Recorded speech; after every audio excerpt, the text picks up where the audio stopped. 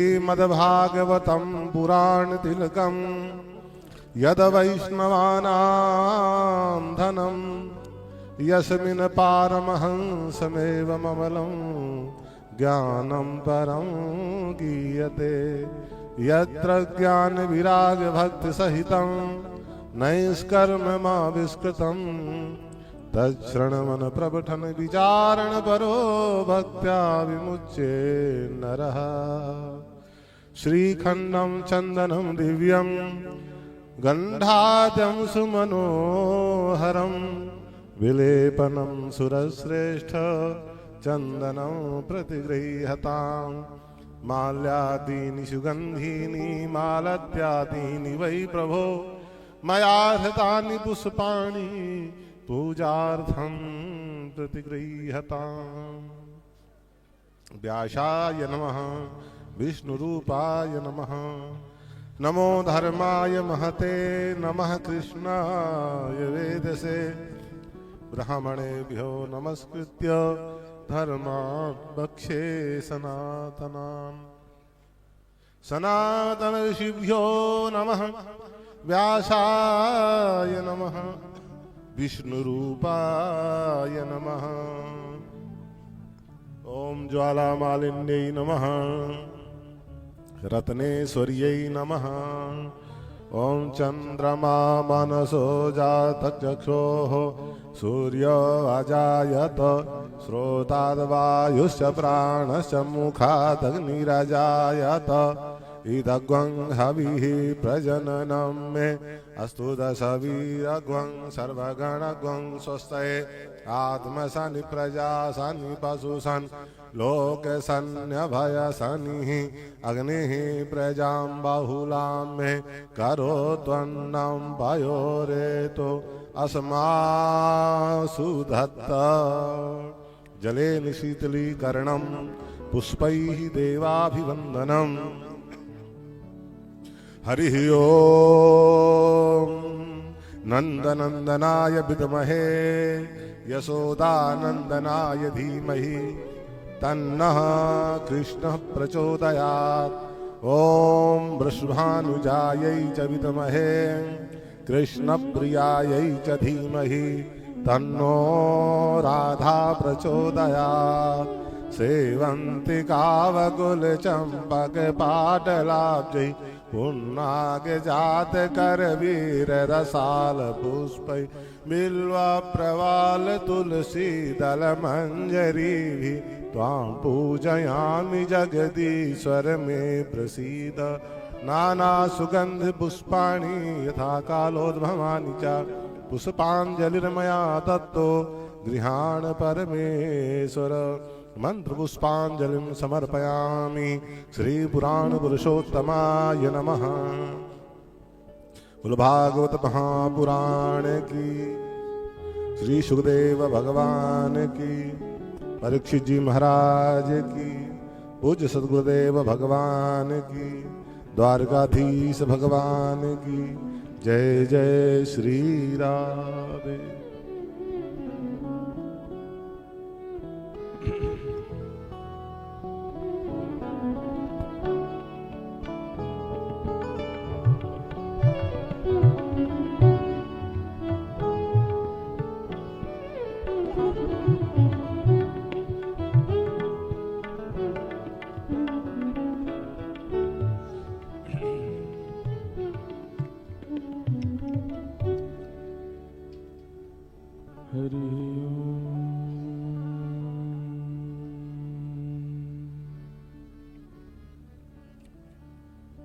श्रीमते रामानुजाय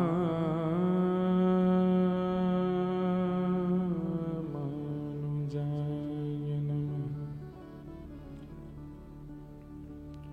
ध्येयं सदा परिभवग्नमविशदोहम्। तीर्थास्पदं शिवविरञ्चनुतं शरण्यं भृत्या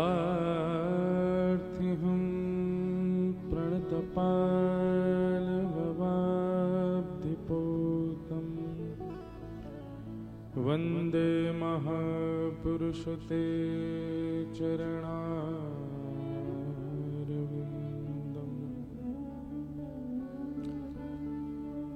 अस्ति स्वस्तरुणिकराग्रविगलत्कल्पप्रसूनप्लुतम् वस्तु प्रस्तुतवेणुनादलहरी निर्वाण निर्व्याकुलम् स्रस्तनिबद्धनी विविलसन् गोपी सहस्रावृतम् हस्तन्यस्तनतापवर्गमखिलो दारं किशोराकृति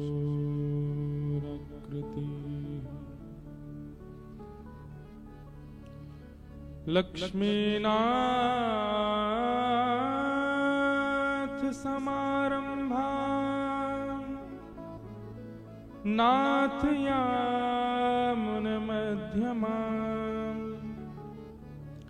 अस्मदाचार्य पर्यन्ता वन्दे गुरु परंपरा। जय जय श्री राधारमण जय जय नवल किशोर जय गोपी चित चोर प्रभु जय जय माखन चोर।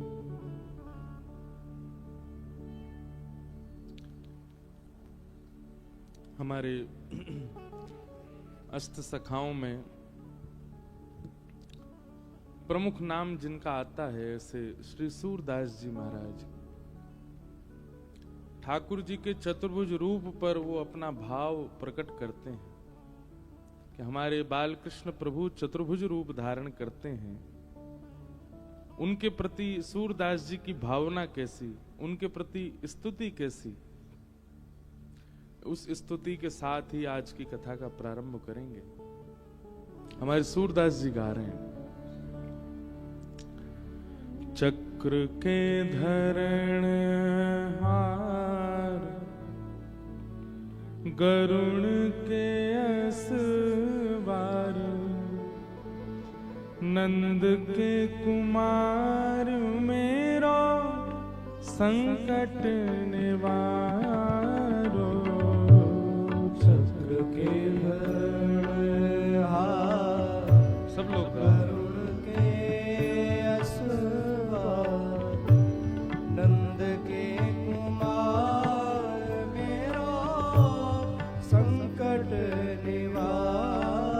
कौन कौन द्वारिकाधीश के दर्शन कर आए हैं?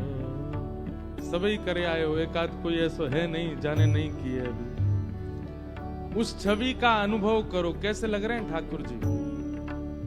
वैसे तो ये स्तुति उनके सन्मुख और ये सौभाग्य मुझे मिला है। मैंने 2 घंटे तक द्वारिकाधीश जी के सामने बैठ के पद सुनाए। सबको नहीं मिलता लेकिन मुझे मिला है ये। मेरा कुछ अधिक संपर्क है द्वारिकाधीश जी से और मेरा कुछ अधिक सामीप्य भी है द्वारिकाधीश जी से। बहुत सौभाग्य मिले हैं द्वारिकाधीश जी के साथ। सबके सामने ज्यादा नहीं बताने, नजर ना लगे, लेकिन ये पद उनके सामने बैठ के गाने का है। पर यहां भी वही बैठे हैं, इसलिए भाव से गाओ। चक्र के धरण हार गरुण के असवार नंद के कुमार मेरो संकट निवारो।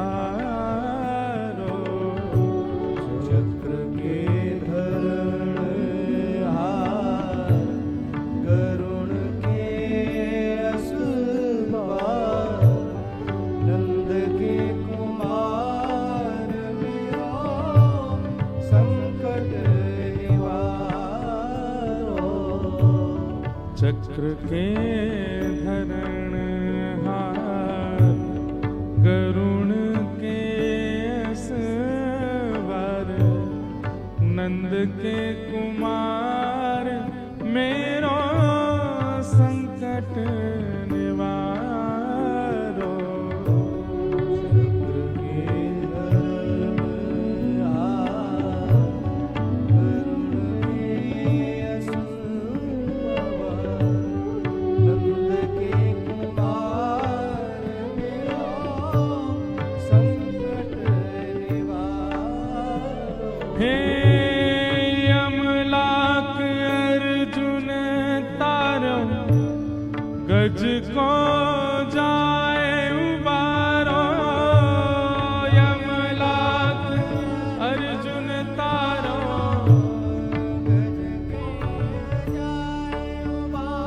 हे यमलाक अर्जुन तारो गज को जाए उबारो। यमलाक अर्जुन तारो हे नाग के नथन हार मेरे को संभारो। नाग के नथन हार मेरो से संभारो। नाग के नथन हार मेरो सो संवारो। नाग के नथन सब गाओ। मेरो सो सवारो। चक्र के धरण हार गरुण के असवार नंद के कुमार मेरो संकट निवारो। चक्र के धरण हार गरुड़ के असवार नंद के कुमार मेरो संकट निवारो। एक बात हमारे जो भक्त हैं ना, इनकी वाणी को बहुत विचार करना पड़ता है, तब जाके उसके रहस्य पता चलते हैं। सूरदास जी क्या कह रहे हैं ठाकुर जी से? चक्र के धरणहार गरुण के असवार। हे चक्रधारी, हे गरुण पर सवार करने वाले ठाकुर जी। पर कहीं ना कहीं चक्रधारी और गरुण पर विराजमान ठाकुर जी का यदि आप स्मरण करते हैं तो नंद नंदन कृष्ण की याद नहीं आती है, फिर तो वैकुंठाधिपति द्वारिकाधीश की याद आती है।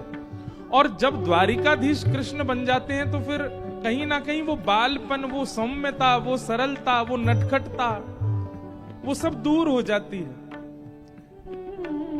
लेकिन सूरदास जी की वाणी का ये कमाल है, वो ठाकुर जी के ऐश्वर्य को कहने के बाद ब्रज का तो उनको बताते ही हैं। यहां चाहते तो वे कह सकते थे वसुदेव के कुमार या फिर देवकी के कुमार, नहीं, ये नहीं कहा। चक्र के धरणहार गरुण के असवार, और फिर क्या करें, बोले नंद के कुमार। आप भले ही चक्रधारी हो, आप भले ही गरुण पर विराजमान होने वाले क्यों ना हो, पर आप मेरी रक्षा के लिए नंद कुमार बन के ही आना। वैसे ही सरल, वैसे ही सहज, वो टेढ़ी सी चाल, त्रिभंग लली श्याम सुंदर, टेढ़ो से मुकुट पहन के वाप मोरपुच्छ धारण करके ही आइयो नाथ। भले ही आप चक्रधारी और गरुण के सवार क्यों ना हो। नंद के कुमार मेरो संकट निवारो। नंद के कुमार मेरो संकट निवारो।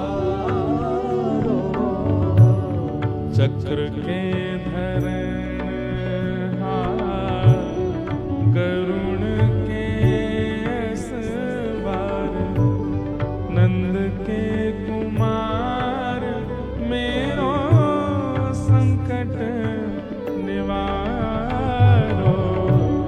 चक्र के धरण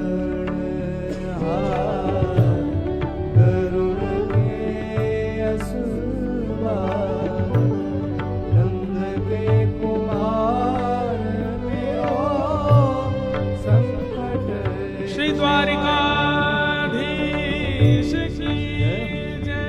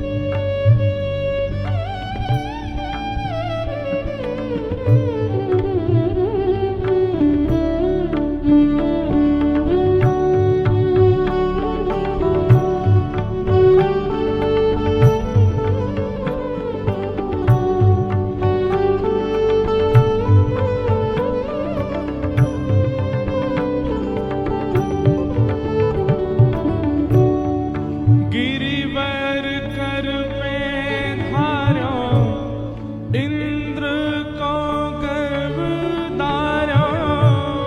गिरिवर कर पे धार्यो इंद्र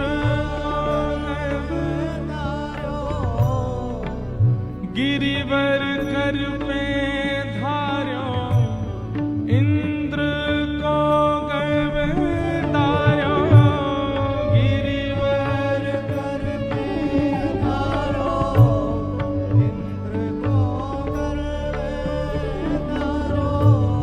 ब्रज के रक्षण हार दीनन विचारो। ब्रज के रक्षण हार दीनन विचारो। ब्रज के रक्षण हार दीनन विचारो। ब्रज के रक्षण हार दीनन विचारो। चक्र के धरण हार गरुण के असबार। नंद के कुमार मेरो संकट निवारो। चक्र के धरण हार गरुण के असबार। नंद के कुमार मेरो संकट निवारो। द्रुपद सुता की बेर निकाना की अबेर। द्रुपद सुता की बेर निकाना की अबेर। अब काहे को बेर सूर सेवक तिहारो। अब काहे को बेर सूर सेवक तिहारो। अब क्यों अबेर सूर सेवक तिहारो। अब क्यों अबेर सूर सेवक तिहारो। चक्र के धरण हार करुण के असबार। नंद के कुमार मेरो संकट विचारो। चक्र के धरण हार करुण के असबार। नंद के कुमार मेरो संकट निवारो। चक्र के धरण हार करुण के असबार। नंद के कुमार मेरो संकट निवारो।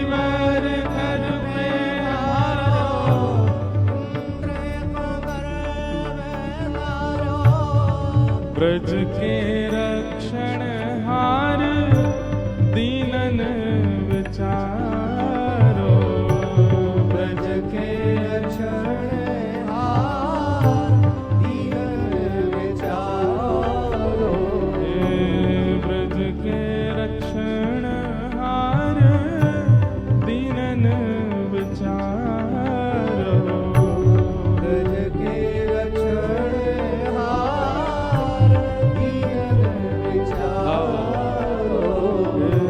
चक्र के धरण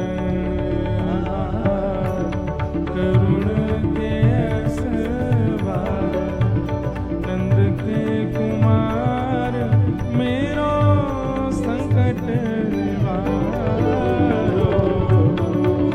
के धरण हार करुण के असवार, नंद के कुमार मेरो संकट निवारो,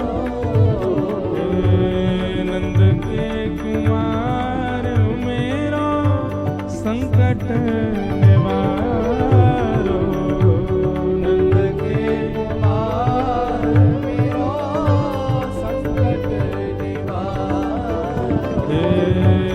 यशोदा के लाल मेरो संकट निवारो, यशोदा के लाल मेरो संकट निवारो,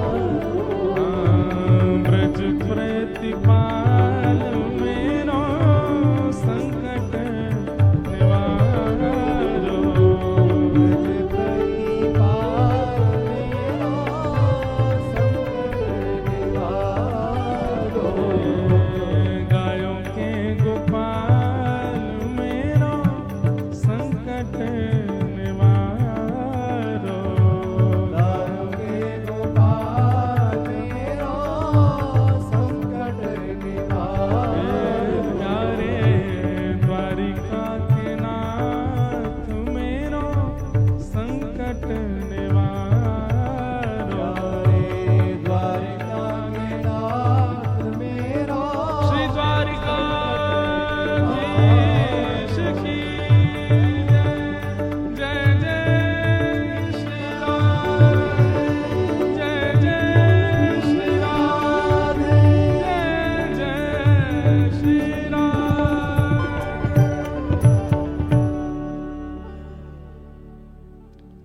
बोलो वृंदावन बिहारी लाल की, श्री राधा रमण लाल की, श्री राधा वल्लभ लाल की, भागवत महापुराण की जय, श्री सुखदेव जी महाराज की, श्री परीक्षित जी महाराज की, नागेश्वर भगवान की, सोमनाथ भगवान की, समुद्र नारायण भगवान की, सब संतन की, सब भक्तन की, सब विप्रन की, श्री रुक्मणी मैया की जय, श्री बलराम जी महाराज की देवकी वसुदेव की जय,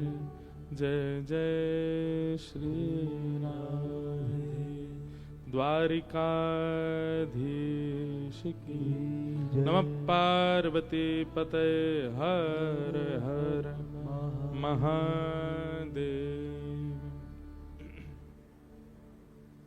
चक्र के धरण हार गरुण के असवार, नंद के कुमार मेरो संकट निवारो, नंद के कुमार मेरो संकट निवारो।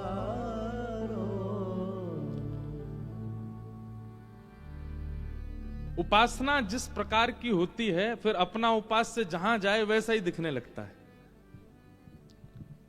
जब उपासना ब्रज के भाव की हो तो फिर भले ही हमारा उपासक राजा धीराज बन जाए, पर तब भी उसमें वही लाड भाव ही आता है, वह वात्सल्य भाव ही आता है। आप सबकी दृष्टि के प्रकार अनेक होंगे, पर ब्रजवासी जब आते हैं द्वारिका, तो ब्रजवारे तो ठाकुर जी को देख करके जैसे अपने गांव का कोई बालक डीएम बन जाए तो गांव के लोग जाके बड़े खुश होते हैं उसको देख, देख हमारे संग कंचा खेलता था बचपन में, डीएम बन गया। अब आपके गुजरात के प्रधानमंत्री बन गए हैं, तो गुजराती लोग फूले नहीं समाते इस बात से, अपना मोदी भाई, अमित भाई, भाई भाई ऐसे लगाते हैं जैसे संघ के ही भैया हों। केवल एक प्रांत का व्यक्ति प्रधानमंत्री बन जाए तो इतना संबंध प्रगाढ़ लगने लगता है। तो ये तो विश्व के जीवनाधार हमारे ब्रज के हैं, तो उनके प्रति वो ब्रज भाव आना स्वाभाविक नहीं है।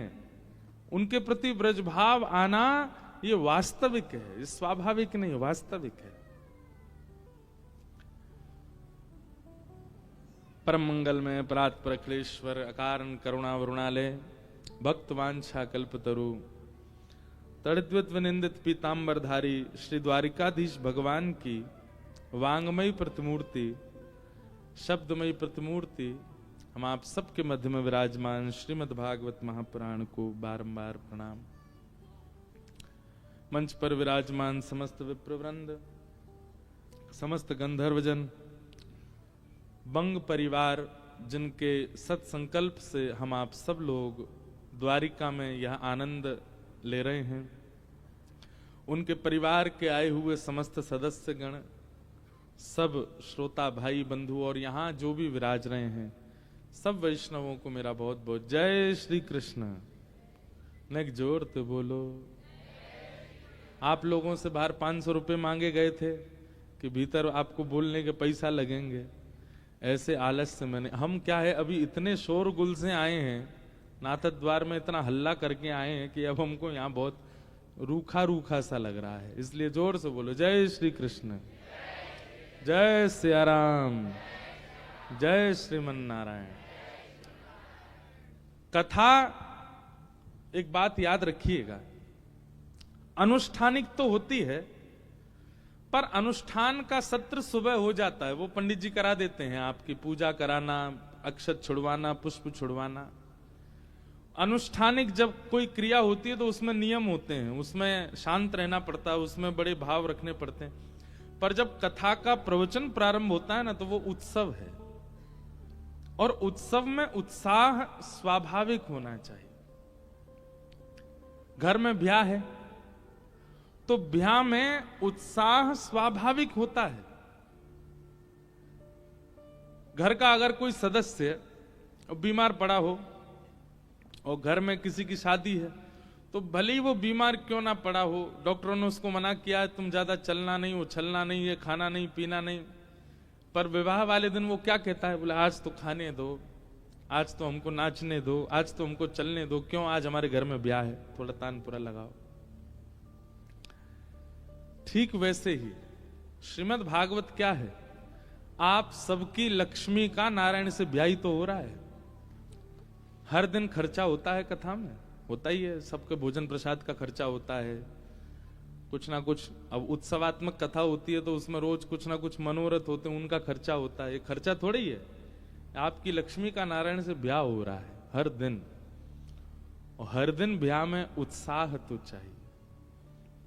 इसलिए उत्साह पूर्वक होकर के कथा सुने तो कथा ही उत्सव बन जाती है। हम तो उत्सव वक्ता बन चुके हैं, हम तो हर जगह उत्सव ही कर देते हैं ठाकुर जी का।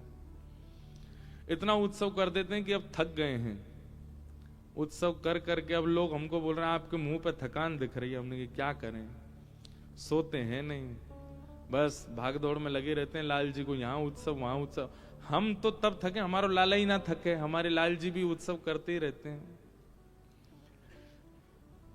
एक उत्सव पूर्ण होते ही फिर अगले उत्सव की तैयारियां शुरू हो जाती हैं। अब अगले वर्ष तो हमारे लाल जी का ब्याह उत्सव है, ब्याह है। तो अभी से ही लग रहे हैं तैयारियों में, कैसे करेंगे, कहां करेंगे, क्या योजना बनेगी। सुख में, आनंद में और उत्सव में आनंद और उत्सव तो एक ही बात है, पर सुख में और उत्सव में अंतर यह है कि सुख जो है वो क्षणिक होता है, सुख जो है वो थोड़े समय का होता है। और सुख जब जीवन में आता है तो कभी कभी कष्ट आने पर अनुभूति होती है कष्ट की भी। जैसे घर में कोई चल रहा है, सुख की घड़ी आई है, कोई भी, उस बीच में अगर कोई कष्टदायी घटना हो जाए तो कष्ट होगा। पर अगर उत्सव चल रहा है और उत्सव के बीच में अगर कुछ ऐसा कष्ट जैसी समाचार आवे तो फिर पीड़ा नहीं होती, क्योंकि उत्सव का स्वरूप ऐसा होता है। नाथद्वारा में भी उत्सव चल रहा था। उत्सव के बीच में एक माता जी को अटैक आ गया। उनको बेचारी को लेके गए, उदयपुर में भर्ती कर दिया। जैसी होश में आई, होश में आती डॉक्टर से बोली मुझे छुट्टी कब मिलेगी। बोले मैया अटैक पड़ा है आपको, अभी 1-1.5 महीना तो आपको उठना ही नहीं। तो इतना रोई। डॉक्टर ने बोला आप रो क्यों रही हो। बोले ये आधा ही क्यों आया, ये पूरा ही आ जाता, चले ही जाते हम। और आधा आया, नेत्र खुल गए, कान सुन रहे हैं और हम उत्सव में नहीं है, इस बात की बड़ी पीड़ा है। उनको इस बात की पीड़ा नहीं है कि उनको अटैक आ गया, उनको इस बात की पीड़ा कि अटैक के कारण उत्सव छूट गया। किसी को जरूरी काम आ गया या कुछ आ गया, लोगों ने प्रयास ही किया कि छोड़ दें। क्यों? उत्सव में इतना सुख मिलता है। सुख का अतीत जब होता है तब उत्सव होता है। और हम ऐसा मानते हैं कि उत्सव ठाकुर जी की उपस्थिति से नहीं होता, भक्त वैष्णवों के उत्साह से उत्सव बनता है। ठाकुर जी तो बहुत जगह उपस्थित हैं, ठाकुर जी की उपस्थिति तो अनेक स्थानों पर है, पर जब तक उत्साह रूपी भक्तों का संग्रह नहीं होगा तब तक उत्सव नहीं बनता। तो कथा को उत्सव के भांति सुनो, उत्सव मना करके सुनो। सौभाग्य है कि श्री द्वारिका धाम हम आप सब लोग बैठे हैं और भागवत जी की कथा श्रवण करने के लिए यहां बैठे हैं। यह हमारा परम सौभाग्य है। मन में एक प्रश्न आता है कि यहां ठाकुर जी चतुर्भुज क्यों हैं? श्री ठाकुर जी चतुर्भुज रूप में क्यों विराज रहे हैं? तो ये वही ब्रज के लाला, तो यहां चतुर्भुज रूप में क्यों हैं? बहुत ध्यान से सुनिएगा। ठाकुर जी की 2 मैया हैं, एक यशोदा मैया हैं और दूसरी देवकी मैया हैं। जन्मदाता मैया कौन सी? देवकी मैया। देवकी मैया ने जब ठाकुर जी को जन्म दिया तो जन्म लेते ही ठाकुर जी का स्वरूप कैसा था? भागवत जी में वर्णन है, तमद्भुतम बालकमंबुजक्षणम चतुर्भुजम शंख गदायुधायुधम श्रीवत्स लक्ष्मम गलसौभ कौस्तुभम पीतांबरम सांद्र पयोद सौभगम। ठाकुर जी चतुर्भुज क्यों हैं? चतुर्भुज भगवान का स्वरूप है। अब इसमें हमारे श्री वैष्णव संप्रदाय में, रामानुज संप्रदाय में तो ऐसा भाव है ठाकुर जी चतुर्भुज क्यों रहते हैं? बोले भगवान के श्री अंग के बिल्कुल मध्यस्थ लक्ष्मी जी विराजमान है, वक्ष में ही श्री लक्ष्मी जी विराजमान है। और लक्ष्मी जी को लेकर के जब ठाकुर जी चलते हैं तो अपना प्रेम प्रकट करते हैं लक्ष्मी जी के लिए। कैसे? जैसे कोई बहुत श्रेष्ठ व्यक्ति चलता है तो उसके आगे पीछे कुछ अंग रक्षक चलते हैं, उसके अंग रक्षक चलेंगे या उसकी प्रशंसा करने वाले चलेंगे या उसकी वाहवाही करने वाले चलेंगे, उसके आगे पीछे चलते हैं। तो लक्ष्मी जी सदा ठाकुर जी के चित्त में रहती हैं। उन लक्ष्मी जी को लेकर के जब ठाकुर जी चलते हैं तो एक हाथ से ठाकुर जी शंखनाद करते हुए चलते हैं, दूसरे हाथ से ठाकुर जी चक्र से रक्षा करते हुए चलते हैं, तीसरे हाथ से ठाकुर जी गदा दिखाते हुए चलते हैं और चौथे हाथ में पद्म यानी कि कमल लेकर के श्री लक्ष्मी जी को उबारते हुए चलते हैं। ऐसे मन जैसे चंवर डोराते हैं ना, ऐसे ठाकुर जी कमल से डोराते हुए चलते, मतलब लक्ष्मी जी का प्रोटोकॉल है ये। शंख चक्र गदा पद्म ठाकुर जी लेकर के श्री लक्ष्मी जी के इर्द गिर्द उनका प्रोटोकॉल बनाते हुए चलते हैं, जिसके प्रति बहुत सम्मान या बहुत सम्माननीय व्यक्ति होता है, उसके साथ में सुरक्षा कर्मी, प्रेमी कर्मी, उसके जय जयकार करने वाले रहते ही हैं। ऐसी लक्ष्मी जी के चारों ओर श्री ठाकुर जी चतुर्भुज रूप धारण करके उनकी रक्षा करते हुए चलते हैं। इसलिए चतुर्भुज रूप है। ये ठाकुर जी का नित्य स्वरूप है। नित्य ठाकुर जी चतुर्भुजी रहते हैं, क्योंकि श्री सदा चित्त में बैठी। एक रेखा है यहां पर ठाकुर जी के श्री अंग पर, वो स्वर्ण की सी जो रेखा है वो श्री ही है, वो लक्ष्मी ही है, वो सदा रहती है। इसलिए ठाकुर जी शंख चक्र गदा पद्म, वुमेन एम्पावरमेंट सबसे पहले पालन करने वाले हमारे नारायण भगवान। पतियों को सीखना चाहिए कैसा सम्मान करते हैं ठाकुर जी अपनी पत्नी का। हमारे श्री वैष्णव संप्रदाय में एक कथा आती है धनुर्दास की। धनुर्दास जी जो थे वो अपनी पत्नी के पीछे छतरी लेकर के चलते थे, ऊपर छांव लगाते हुए चलते थे। और दुनिया तो चलो पीछे चलती है, वो तो आगे चलते थे उल्टे होकर के, पत्नी के ऐसे पीछे पीछे चलते थे। क्यों? ताकि इनका रूप मैं देख सकूं। भाष्यकार श्री रामानुज स्वामी जी ने जैसे ही देखा धनुर्दास को अपनी पत्नी के आगे छतरी लेकर के चल रहा है, रामानुज स्वामी जी समझ गए, बोले इसके अंदर एक गुण है। क्या? रूप देखने का। पर वही गुण संसार के प्रति है, इसलिए दोष बन गया है, और यही गुण ठाकुर जी के प्रति बन जाएगा तो यही भक्ति बन जाएगा। और श्री रामानुज स्वामी जी ने कृपा की और धनुर्दास को कहा, हम तुम्हारी पत्नी से भी सुंदर रूप दिखाएं, वचन दो उनके ऊपर छतरी लेके चलोगे। धनुर्दास बोला, क्षमा करें भगवान, मेरी पत्नी से सुंदर कोई नहीं होगा। अगर मेरी पत्नी से सुंदर कोई आ गया तो आप छतरी की कहते हैं, मैं पत्नी सहित उसकी सेवा में लग जाऊंगा अगर मेरी पत्नी से सुंदर हुआ तो। भाष्यकार रामानुज स्वामी जी उसको लेकर के गए। रंगनाथ भगवान पौड़े हुए हैं, वैसे तो सदा सबके लिए मूर्तिमंत रहते हैं, पर आचार्य आज्ञा होते ही ठाकुर जी माने ना, ऐसा हो नहीं सकता। रामानुज स्वामी जी ने जाकर के निवेदन किया, बोले भगवान ये धनुर्दास रूप देखने का बड़ा उत्सुक है, आप कृपा करके अपना रूप दिखाओ। तुरंत ठाकुर जी शेष शैया से उठ करके बैठ गए, और जैसे ही अपने प्रकट रूप में आए धनुर्दास ने उनका दर्शन किया, सदा के लिए न्यौछावर हो गया और पत्नी सहित सेवा में आ गया ठाकुर जी की।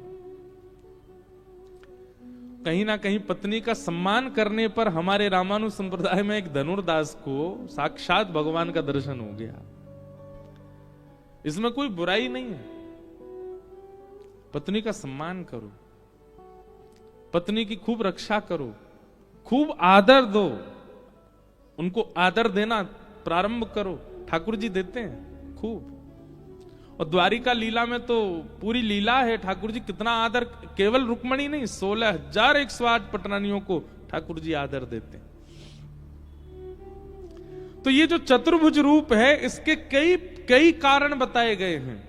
भक्तों की रक्षा के लिए चतुर्भुज रूप है, त्रिलोकी की रक्षा के लिए चतुर्भुज रूप है, पर हम वो सुने जिससे हमको कुछ सीखने को मिले।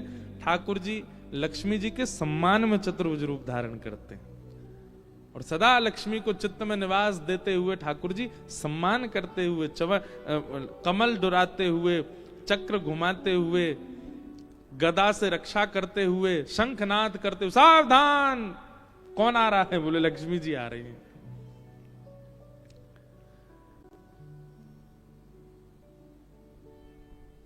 Z+ सिक्योरिटी स्वयं ठाकुर जी धारण करके चलते हैं लक्ष्मी जी के लिए। वही ठाकुर जी देवकी के आवास